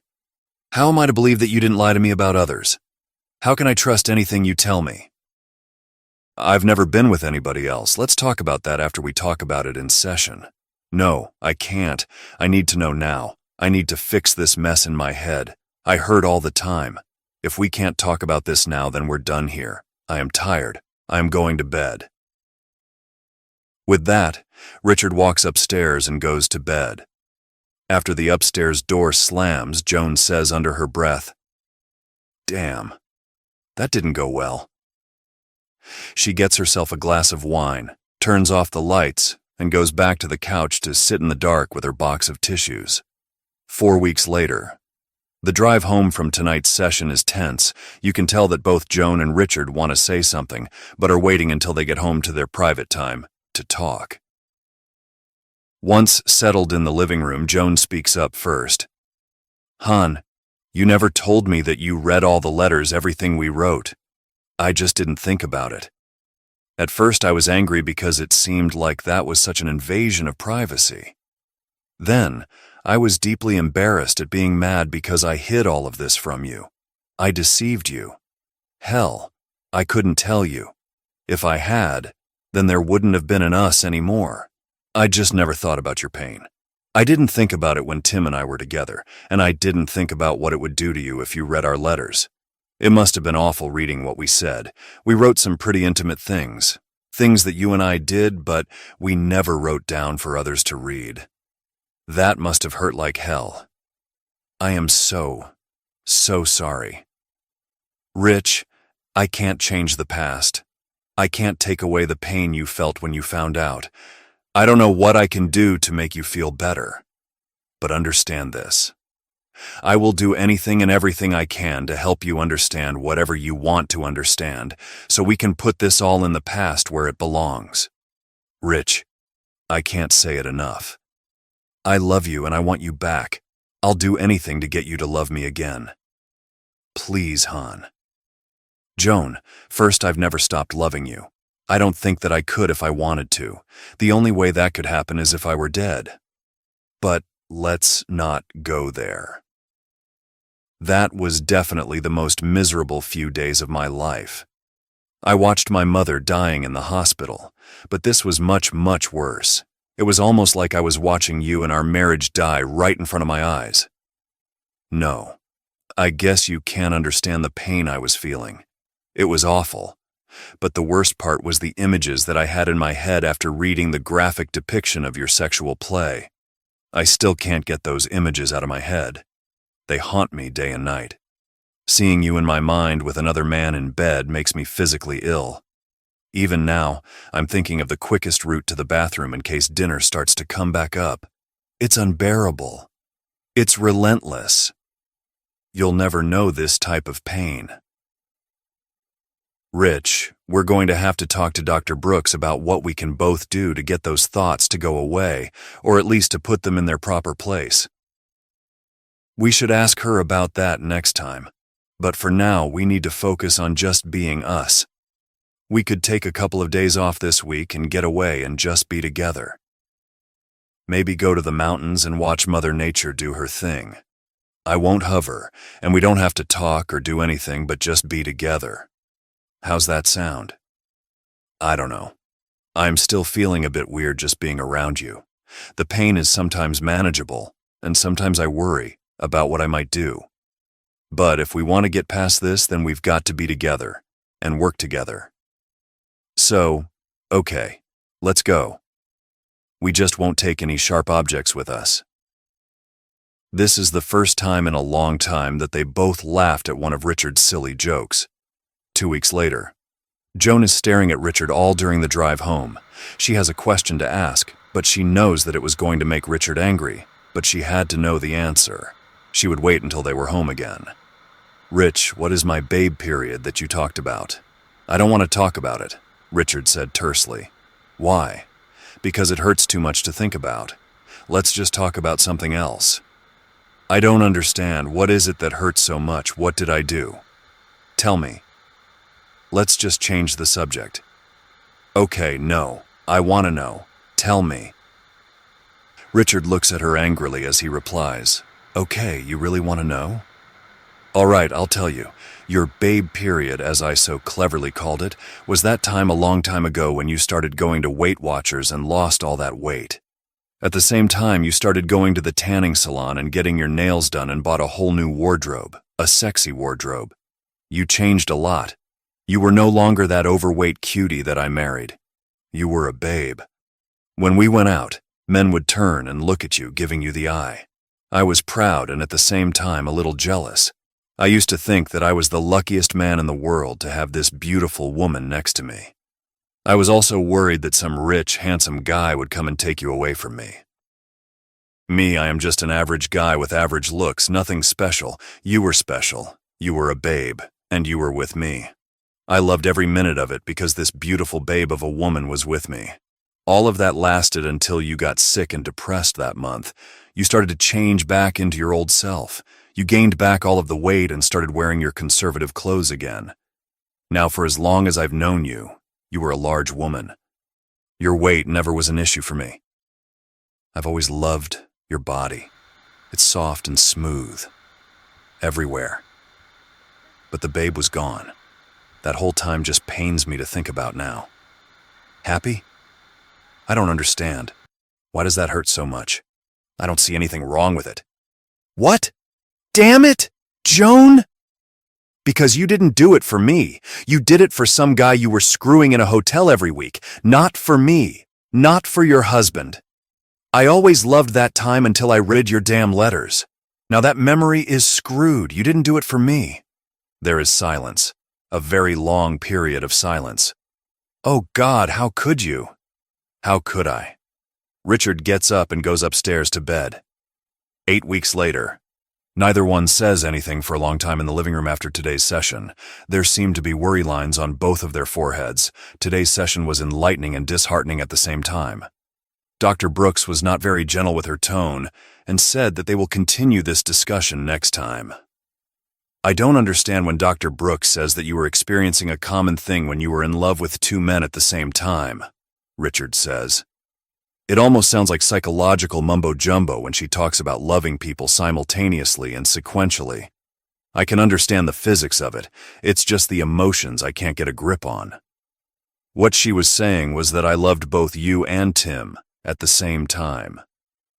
Usually a relationship like this is disastrous, and eventually somebody gets hurt. In our case, you and I were hurt many years after the fact. That's the simultaneous part of what she was talking about. The sequential part is very common and is an accepted part of life. When 2 people love each other and one dies, the other moves on and falls in love again.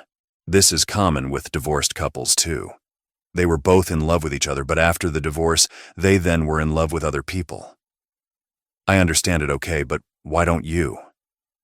From my point of view, I can't imagine myself not loving you or you not being there for me to love.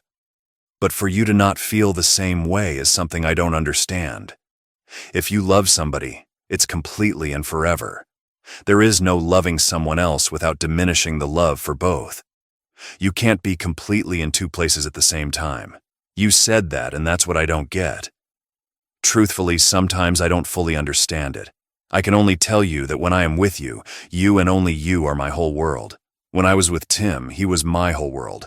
I never felt like I gave either of you less than 100% of myself or my love, and at no point did either of those 2 worlds intersect. It was like a light switch. In one position, you. In the other position, Tim. I don't know the psychology behind it, but I do know what I felt. I loved 2 men at the same time, completely and forever. I guess we're going to have to talk about this a lot more before I'll be able to see your side of things. For now, we should just write down any questions for the next session. Neither seemed satisfied, but they went to their respective bedrooms afterward. 6 weeks later. Joan is crying a lot less now that they were sitting in their living room. Richard starts. Hon, I am sorry I said what I said. I didn't mean it. Well, maybe in some way I did, but I wasn't trying to hurt you or be vindictive. I was just saying that I was glad he died because I didn't have to share you with him. Until Dr. Brooks explained that his dying was as hard on you as my dying would have been, I couldn't see it from your point of view. I now understand it a little, I think. The man you loved died, and you didn't have anybody to grieve with. You were alone in the world with your grief. You had me, but you couldn't tell me without losing me. I can see why you were depressed. I would have been too if you had died. I am sorry I said it that way. I didn't mean it. Joan. Oh, Rich, you can be so damned hard-headed sometimes. You've been trying to understand how I could feel the same way about 2 men at the same time, and now you can't see how losing one or the other of them would be devastating to me. Well, now do you understand? I loved him. He died. I died at the same time. I grieved. This is exactly what I would have done if you had died. It's the same 20 years ago as it is now. If you had died that day on the lake, I would have died too. Do you get it now? Richard is a bit sheepish now but replies anyway. I guess on some level I do. I didn't mean it that way. I can be selfish too. I know we just touched on it today, but get this. When you found out about Tim, it was as though I had to go through all of the sorrows of his dying all over again. I guess I still have feelings for him. I haven't thought of him in years, but I can still see his face and he'll always be in my memories. Now that you know, I've got to relive all of the agony all over again, and it's killing me. Can we just let Dr. Brooks talk us through this one next week? I can see how it's going to be hard on both of us. Okay, but get me a glass of wine before you go to bed. I need to be alone for a while. Richard gets the wine, turns off the living room lights and heads upstairs. At the top of the stairs, he hears sobbing coming from downstairs. He closes the door to his room quietly. 8 weeks later. Joan lets it all hang out. I can't talk to you tonight. You make me so mad I could just strangle you. You wanted to divorce me without even talking to me? How could you? Are you nuts? We've talked about everything every day since we were married, and at this crucial point in our relationship, our future, you want to go it alone? Are you out of your mind? Darn it, I am going to bed. Now it's Richard's turn in the dark living room with a beer. Richard doesn't like wine very much. Next morning, some say that the smell of coffee brewing can raise the dead. That is the first thought meandering through Richard's brain this morning. He opens one eye just slightly and sees the living room ceiling. The smell of coffee is still there. He opens the other eye and turns his head ever so slightly to look in the direction of the kitchen. There he sees a tall, womanly figure dressed in a bathrobe, holding a steaming hot cup of coffee. Breakfast is almost ready. Go clean up. Go. Joan is the womanly figure dressed in a bathrobe that he sees. After all these years, she still looks like a goddess in the morning, voluptuous and Mother Earth-like. His heart beats a little faster, and it had nothing to do with the coffee she was holding. Up sits Richard and immediately knocks over the empty beer bottle on the floor. He plods up to the bathroom, pees, and washes up. When he looks in the mirror, he sees bloodshot eyes and the impression of the couch cushion on the side of his face. Neither is pretty, but he goes back downstairs to breakfast anyway.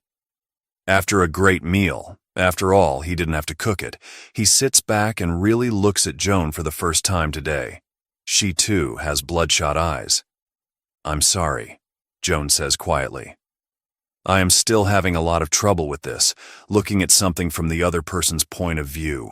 Thing. We're definitely going to have to write that down for Dr. Brooks for next time. Richard smiles, and that's something he hasn't done a lot of lately. That's okay. I am having trouble with it too, but for me, it's when I say something, I don't always think about how it will sound to you or how it will make you feel. I am sorry too. How about if we have our conversation this morning? Hey, wait a minute. What are you doing off of work today? I took off because it's more important to be here and talk this out with you than to push a bunch of papers at the lab. They can do without me today. An hour later, they are both sitting in the backyard with another cup of coffee, talking. Why did you ask Luke to write up divorce papers? Joan asks. Well, I was so hurt and confused, I guess I wasn't thinking straight. All I knew was that you cheated, and I didn't want anything to do with you anymore. I've always thought that once a cheater, always a cheater, and I guess that I thought that I didn't want to go through that nonsense over and over again. Like I said, I wasn't thinking too straight. But why did you not want to talk to me? Maybe we could have talked this out. That answer I know. If we had talked, I would have said things to you that I would have regretted. It would have hurt both of us, maybe to a point where we couldn't repair it. I also knew that if we had talked then, I would not have understood anything you said. There was way too much mess in my mind to make sense of it. Besides, I was hurt, and was thinking that if you suffered a little too, then I would feel better. By the way, I don't feel better. At that time, I just wanted you to go away. I knew that I couldn't have lived for long without you. But at that moment, I just didn't want to be near you. Does that make sense? It makes a lot of sense, actually. I am going to bet that all of those nasty things that you thought about me, I also thought about me. We have to be careful and let the good doctor guide us through this minefield. We can't let any thought go unsaid or unanswered. We have to go slowly and carefully. Joan, can I ask you a question a bit off topic? Sure, anything. Did you ever consider leaving me while you were with him? Absolutely not. I loved you. I never once thought about leaving you. I've always said that you are my whole world. I wasn't going to give you up. I loved you. I loved you both. We haven't yet resolved that issue, but I could never have given you or Tim up. I would have died. It's still an open sore for me. I don't know if I'll ever get it resolved. I may just have to live with it as one of life's unanswered questions. But I am glad to hear that you didn't want to dump me.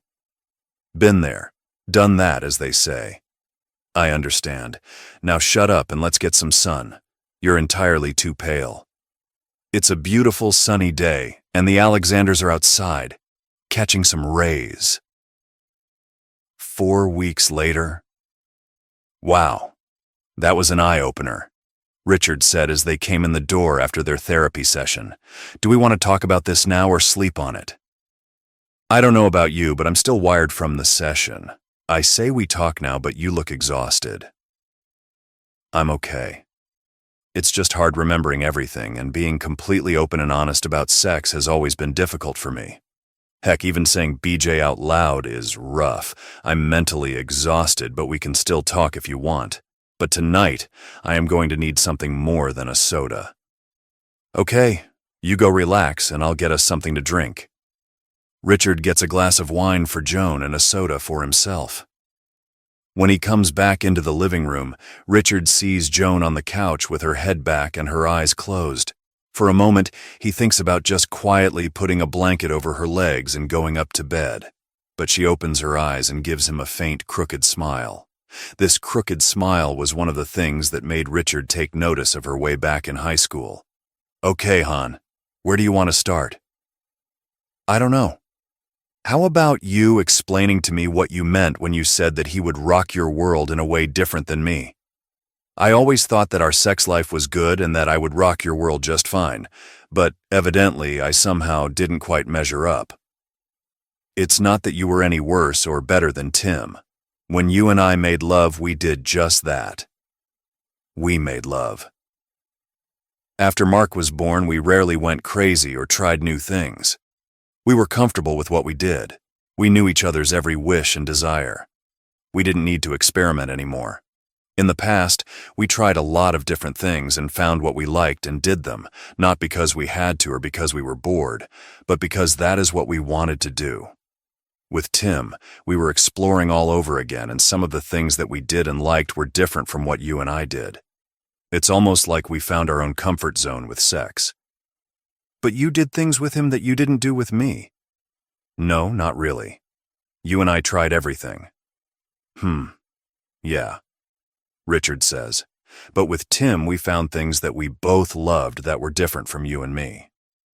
Yeah, I read that. Thanks for reminding me. No, I don't mean to upset you. I am just saying that when Tim and I made love, we had a different set of acts that turned us on. But in the end, we still made love. I never did anything with either one of you that I didn't do with the other. If you were into something strange like, I don't know, public stuff, then I would try it and would probably be as much into it as you were, because you were into it. Does that make sense? I guess. I don't know. I'm still having trouble getting the image out of my mind of the woman I love. Being with someone else, I'll probably never get over it. I just wish that every time I look at you, I didn't see your image with another man. Now that you told me all of this tonight, I am going to have the image of you with him just one more nail in my mental coffin. I didn't mean to hurt you any more than I already have. It's just that I am being as open and honest as I can possibly be to help us heal. It hurts me just as much to say these things out loud as it does for you to hear. Well, we've still got a long way to go, I guess. I know that we haven't been close since all of this started, and frankly, I don't think that I could. Sometimes I get excited thinking about you, but it goes away pretty quickly when I think about you and him. This is going to be tough, To get past if I can get past it. I know, hon. I am here whenever you're ready, but only when you're comfortable. I'll wait as long as necessary. I love you, and I always will. 6 weeks later. Let's see, she says, looking at her appointment book on her laptop. The Alexanders are next. Today is going to be quite a surprise for them. I hope they're really as prepared as I think they are. Dr. Brooks gets up and goes to the waiting room and sees both Richard and Joan sitting there, talking and holding hands. Well, that's a good sign. Joan, Richard, come on in. When everybody is seated in their usual places on the couch, Dr. Brooks begins. How's everybody today? I don't think I have any unresolved issues from last time, so I'll just ask you if you have anything you want to talk about.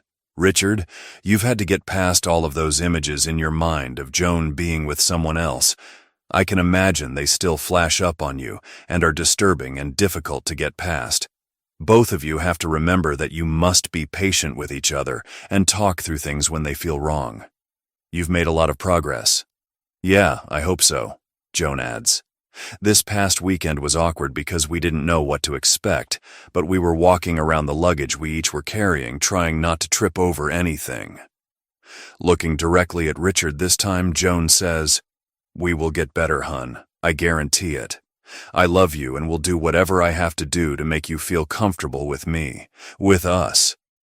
Nothing is more important to me right now than having you back with me each night. I've missed you more than you know. I need you. And I love you. Just be patient," Richard says. "We've still got some demons to conquer." After a long pause in the conversation, the doctor gives them the news. "This will be our last session together. You two have come a long way since our first meeting, and I think it's time for you to go it alone. Oh, I'll always be here if you should need me, but now the best therapy is for you two to go and figure out what's normal for you now. Both of you have learned a lot about yourselves and each other, some good and some not so good." The doctor then pointed at me to speak. "All right, Doc. After our deep conversation and listening to my wife, her deep feelings and emotions, I think I have already decided what I wanted to do." I turned to Joan and said, "Joan, you know I have loved you with all my heart, and, unlike you, I only had you in my heart, and I have never divided my attention or my loyalty with you. As you have already said that you loved me and at the same time loved him as well, and you have always given us both your 100% love. That is where I fail to understand how you can give your 100% to both of us. I am your lawfully married husband. I was married to you in the house of God. You promised to be loyal to me and forsake all others. But you breaking that promise tells me that you have not given me 100%. So in short, if I continue to be your husband, I would always be that man who was never loved completely by his wife. I accidentally came to know about your relationship with Tim. You never told me about your feelings for him. Had you told me, I would have divorced you, and the pain would have been far less than what it is today. I am not sure what shortcomings I had as a husband that led to this affair. It's been a year that I wouldn't wish on my worst enemy. But I was put on this journey by the person I loved and trusted the most. I don't trust you anymore. I am not sure how many such boxes I might find if I ever go and clean the house. I know for a fact that I am not the only man in your heart. That hurts, and I cannot go for the remainder of my life with that feeling. Looking at you for the rest of my life and knowing how you lied to me for so many years, making me live a beautiful dream that was rotten and stinking in the core by your deceit and betrayal. It was nice to hear that you love me, but it was a slap on my face that you loved him and gave him 100%. So, you leave me no choice other than to be by my own side alone. I will be filing for a divorce tomorrow morning. We will split everything 50-50 and walk away. I will not hold any ill feelings for you going forward, because when I leave this room today, I will not carry any feelings for you at all. You may try to contest the divorce and drag it out, but I don't plan on staying with you at all. Since you never thought of our marital status before starting your affair, I will not bother about it now. Divorced or not divorced, that status will never hold me back. I am mentally, emotionally, and spiritually divorced from you. Thank you, Doc, for this session. Now I really don't care what this old lady has to say. You have been paid and my therapy is done. I got up, looked at a crying Joan, did not say another word, and walked out. Walking out, I felt the air on my face. It felt great. After ages, I felt so relaxed. I felt free. Joan was served the next week. I had already taken out my half of the money. Just the house is remaining to be split.